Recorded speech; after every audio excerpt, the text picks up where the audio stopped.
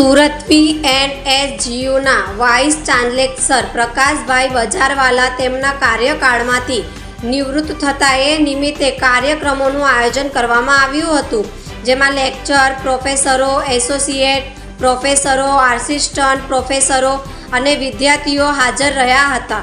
વિવિધ સંસ્થાઓના લોકો ઉપસ્થિત રહ્યા હતા.